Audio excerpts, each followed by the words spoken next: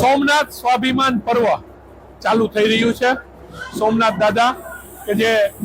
જ્યોતિર્લિંગમાં પ્રથમ નંબરે જેમનું નામ લઈને આપણે શ્રદ્ધાપૂર્વક જેમને વંદન કરીએ છીએ એ સોમનાથ દાદાનું મંદિર જેનો જીર્ણોદ્ધાર થઈ અને 75 વર્ષ પૂરા થઈ રહ્યા છે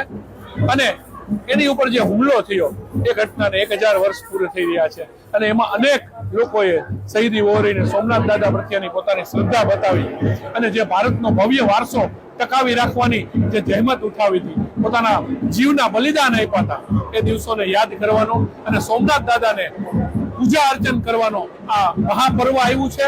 ત્યારે 4 દિવસ સુધી રોજ રાત્રે સ્પેશિયલ ટ્રેન દ્વારા મહાનગરોમાંથી સોમનાથ દાદાના દર્શન કરવા ભક્તો જવાના છે। ત્યારે રાજકોટમાંથી આજે પ્રથમ ટ્રેન જઈ રહી છે અને આજે 7 તારીખ, 8 તારીખ, 9 ને 10 4 દિવસ સ્પેશિયલ ટ્રેન રોજ રાત્રે ઉપડશે। ત્યાં જઈને સોમનાથ દાદાને ત્યાં પંચાક્ષર મંત્ર જે ઓમ નમઃ શિવાયનો મહામંત્ર છે એનું પઠન કરવામાં આવશે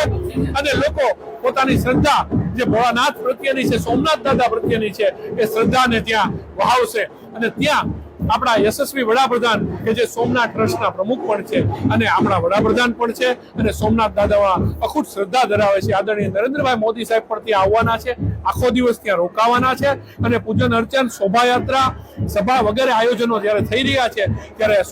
સોમનાથ સ્વાભિમાન પર્વને ઉજવવા માટે લોકોમાં, કાર્યકર્તાઓમાં, ભક્તોમાં અનેરો થનગનાટ દેખાઈ રહ્યો છે જે આપ જોઈ રહ્યા છો અને આજે સ્પેશિયલ ટ્રેન દ્વારા સોમનાથ દાદાના દર્શને રાજકોટના ભક્તો જઈ રહ્યા છે।